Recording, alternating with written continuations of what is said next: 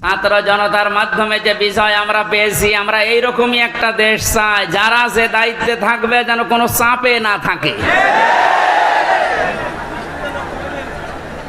আপনারা জানেন সাবেক আইজি আব্দুল্লাহ আল মামুন এবং তার আগেরটা শহীদুল ইসলাম দুইজনেই ধরা পড়ার পরে এখন 7 দিন আর 8 দিন করে রিমান্ডে আছে। এদের নির্দেশেই নাকি এদেশের হাজারের উপরে ছাত্র ছাত্রীকে গুলি করে দুনিয়া থেকে বিদায় দেওয়া হয়েছে। রিমান্ডে এখন না আমাদের যে অবস্থা করেছিল, মাটির নিচে নিয়ে কালো কাপড় দিয়ে চোখ বেঁধে পেছনে হ্যান্ডকাপ দিয়ে ঝুলিয়ে ডান্ডা বেড়ি পায়ে দিয়ে দড়ি মাজায় টাঙিয়ে 11 ঘন্টা টাঙিয়ে রেখেছিল। আমার মনে হয় এদেরকে, আমার তো বিনা কারণে, আর এদের তো কারণ আছে। আবু সাইদ, মুগ্ধ, ইয়ামিন, আবু রায়হান সহ যত মানুষ হত্যা হয়েছে এবং এই কয়েকদিন আগে যে ভ্যানের উপরে লাশ তোলা হচ্ছিল সেই লোকটাও ধরা পড়েছে। এদেরকে এখন আমাদেরকে যে দেখাইতো এই ডিম, এদের এই ডিম যদি একটু দেখান এমনি সব স্বীকার করবে। সুতরাং যে মানুষগুলো জালেম ছিলেন, যারা জালেমের সহযোগী ছিলেন, জেনে বুঝে আপনি আর মুসলমান নেই, আপনি কাফের হয়ে গেছেন। এটা তো আমি বানালাম নাকি?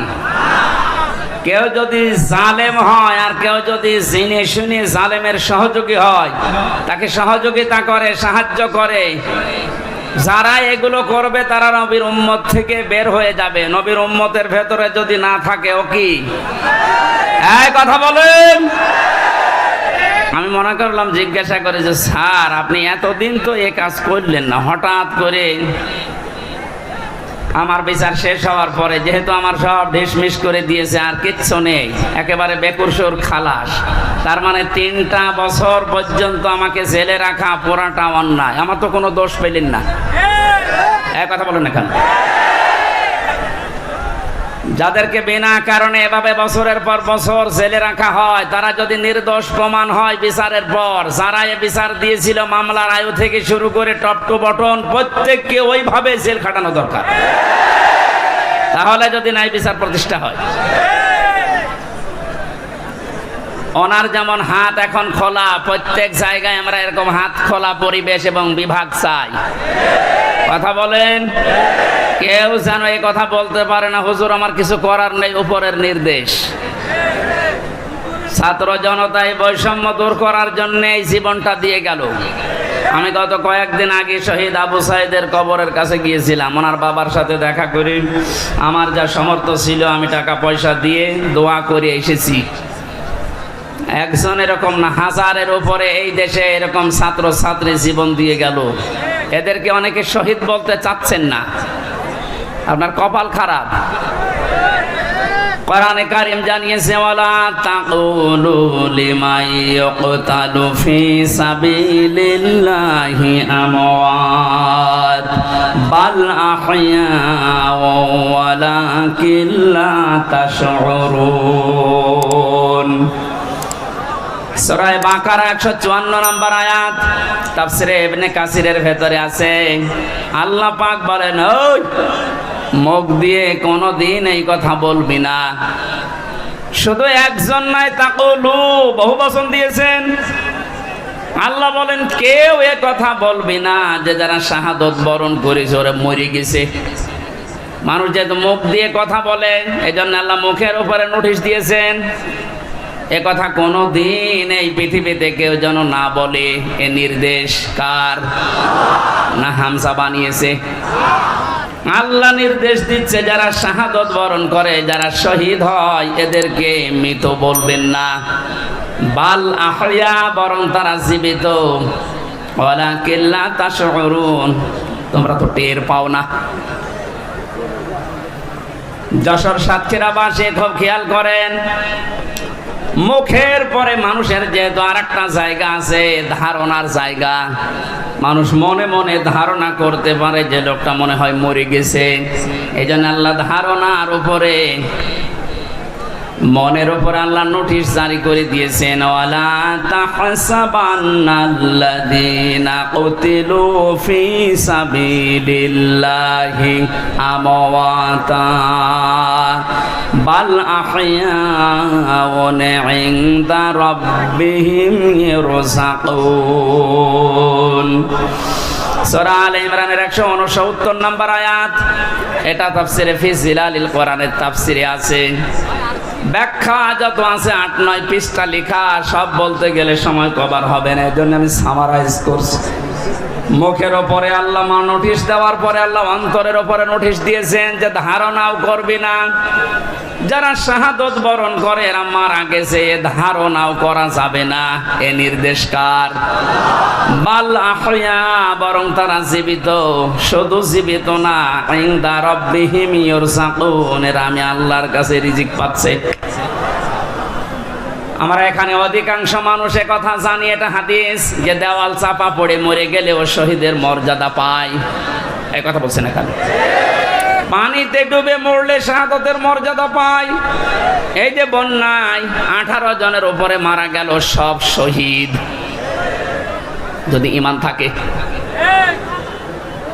আগুনে পুড়ে মরে গেলে শহীদের মর্যাদা পায়। পাহাড়ের উপর থেকে গড়ে যদি কেউ পড়ে মারা যায়, ও শাহাদাতের মর্যাদা পায়। জালেমের জুলুমের সামনে নিজের জীবনটা দিয়ে চলে গেল, শহীদ হবে না। আপনাকে কে বলেছে? ওরকে আবার আরেকবার মরে দেখানো লাগবে যে দেখেন আমি শহীদ হলাম কিনা। সুতরাং এগুলো যারা করছেন আপনি থামবেন, কোনোদিনে কথা বলবেন না। এ বিশাল বৈষম্য দূর করার জন্য নিজের জীবন পর্যন্ত যে লোকটা দিয়ে গেল, আপনি কি মনে করেন শহীদ আবু সাঈদের জীবনের কোনো মায়া নেই? আপনি যেমন নিজের জীবনকে ভালোবাসেন, ও ছেলেটাও তো এরকম ভালোই বাসতো। ওর বাবাকে আমি জিজ্ঞাসা করলাম ছেলে মেয়ে কয়টা? ছেলে বলছে 6টা। এটাই আমার ছোট। ছোটবেলা থেকেই প্রতিবাদী ছিল। প্রতিবাদ মানে কি? অন্যায় যেখানে, প্রতিবাদ সেখানে। এর আরবি হচ্ছে জিহাদ। ছেলেটা ছোটবেলা থেকে জিহাদ জিহাদ জিহাদ এইটার ভূমিকায় ছিল। আর জিহাদ করলে আল্লাহ তাদেরকে শাহাদতের মর্যাদা দেয়। মহান আল্লাহ তার জীবনটা এত বেশি ভালোবেসেছেন, সাধারণভাবে রোগে শোকে পড়ে মরণ দেয়নি, দিয়েছে একেবারে ময়দানে। মনে আছে মৃত্যু দেখে দেখে আল্লাহর কাছে যাচ্ছে। 4টা গুলি তার বুকের ভেতরে। যাদের নির্দেশে কাজ হয়েছিল, আহ্বান জানাচ্ছি যারা দায়িত্বে আছেন, একটাকেও যেন ছাড়া না হয়। আরে কথা কোনোদিন ধারণা আনবেন না, বলবেন তো নাই যে ওরা মরে গেছে এমনি না। এদেশটা স্বাধীন করার জন্য 71 সালে যারা জীবন দিয়েছিল তাদেরকে যদি শহীদ বলতে পারেন, এ পৃথিবীর সবচাইতে বড় স্বৈরাচারী ফেরাউনের পরে এই হাসিনা। এর বাস্তব প্রমাণ আয়না ঘর। আমি মাটির নিচে যতদিন ছিলাম জানি না যে দুনিয়া বলে কিছু আছে কিনা। আমারে যারা নিয়েছিল রিমান্ডের নাম করে নিয়েছে তো, অথচ নিয়েছে তো মাটির নিচে।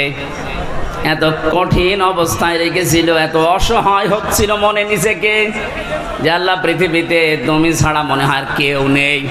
কারণ আমি বিচ্ছিন্ন ছিলাম দুনিয়া থেকে। আমি তো তাও মাত্র 3 বছর, আর ব্যারিস্টার আরমান 8 বছর। আপনি কল্পনায় আনতে পারেন যে একজন মানুষকে মাটির নিচে যে ঘর এখন দেখা যাচ্ছে, এখানে 2 দিন 5 দিন 10 দিন না 8 বছর একটা মানুষ থাকলো কি করে? এটা টুরিস্ট প্লেস হিসাবে আমার মনে হয় যারা দায়িত্বে আছে অন্তর্বর্তীকালীন সরকারের, তাদের উচিত হবে এটা রেখে দেওয়া। তামাম দুনিয়ার মানুষ সেটা আসবে, দেখবে আর বুঝবে যে বাংলাদেশে একটা জালেম ছিল। এর সাথে যারা জড়িত প্রত্যেকের ওইভাবে করে শাস্তি দেওয়া দরকার। অনেকে বলছে না মাফ করে দেন না, মাফ করার কোনো বিষয় এখানে নেই। কিসের মাপ? আপনি তো ওই জায়গায় পড়েননি। তাই কোরআনে কারীম জানিয়েছে ওয়াইনা আকাবতুম ফাআকিবু বিমিসলি মা উকিবতুম বি। তোমার উপরে যতটুকু অত্যাচার করা হয় তুমি যদি প্রতিশোধ হিসাবে অতটুকু নাও তবে কোনো দোষ নেই। আমি নিরপরাধের পরও যা করেছে, যেহেতু নিরপরাধ আমি প্রমাণ হয়ে গেছি গত পরশুদিন। কথা বলেন না কেন? গত পরশুদিন আমি তো প্রমাণ হয়ে গেছি যে আমার কোনো দোষ নেই, এই জন্য তো আদালত বেকসুর খালাস দিয়েছে। তাহলে যারা এর সাথে জড়িত টট্টপটন, আমার কিন্তু কোনো সাধারণ মানুষ মামলার বাদী ছিল না, মামলার বাদী ছিল হাসিনা। ও জেনে শুনে কাজ করেছে। আমার মতো একজন দুইজন না, হাজার হাজার আলেম আমার সাথে জেলখানায় সারা বাংলাদেশে আমি গণনা পেয়েছিলাম, আমার সাথে প্রায় 120 জনের উপরে ছিল, সারা দেশে মিলে কয়েক হাজার। জানা শোনার পরে যারা ভুল করে অবশ্যই তারা অপরাধী, আর অপরাধীর শাস্তি হবে মাস্ট বি। এই জন্য অপরাধগুলোর সাথে যারা জড়িত আছেন, আমি নিজেরটা যেহেতু ভুক্তভোগী আমারটা বলছি, আমি তো নিরপরাধ প্রমাণ হয়েছে দেশের আদালতে। সুতরাং যারা জড়িত আমার মামলার আইওয়াই মিজান থেকে শুরু করে প্রত্যেকের আমি এইরকম 3 বছর জেল চাই। এমনকি আমারে ধরার পরে আমার বাবার কাছ থেকে ওরা বিনা কারণে বলেছে 10 লাখ টাকা দেন, নয়তো 50টা মামলা দেব। বাবা আমার গ্রাম্য মানুষ, ভয়তে 8 লাখ দিয়ে দিয়েছে। আমি গতকালকে আমার মামলার আইরে কল দিয়েছিলাম, আগে ওরে আমি স্যার বলতাম, আর কানকে দেখছে কান্না কাটি করে বসে, স্যার কি করা লাগবে বলেন। কি করা লাগবে মানে আমার 8 লাখ টাকা ফেরত দে, কারণ এখন তো আমার কোনো দড়ি নেই, সব শেষ। শুধু আমার মামলা না, এদেশে যত মানুষকে বিনা কারণে আজ বন্দি ঘরে, আয়না ঘরে, জেলখানায় আটক রাখা হয়েছে, এদের সাথে যারা জড়িত কিছুই তো প্রমাণ করতে আপনি পারবেন না। এদেশের 18 কোটি মানুষ যদি মাফ করে দেয় আপনাকে, কোরআন আমার সামনে ব্যারিস্টার আরমানের স্ত্রী আপনারে মাফ করবে না। আমান আজমি কালকে লাইভ করেছেন সংবাদ সম্মেলনে, যা করেছেন তার সাথে পৃথিবীর ইতিহাস পাল্টিয়ে ফেলেছেন। এই জন্য আল্লাহ জালেমদের এত কঠিন এবং করুণ এবং ভয়ঙ্কর পরিণতি নিয়ে আসে। কালকে আদালত থেকে বের হওয়ার সময় দেখলাম হাজী সেলিম হাউ মাউ করে কাঁদছে এজলাস। আমি কিছু জানি না, কথা মুখ দিয়ে ভালো বের হয় না, নৌকা বলতে কি হৌকা বলে, নৌকা বলতে পারে না। কি হলো বলেন তো? জালেমের যতগুলো হত্যা মামলা তার এক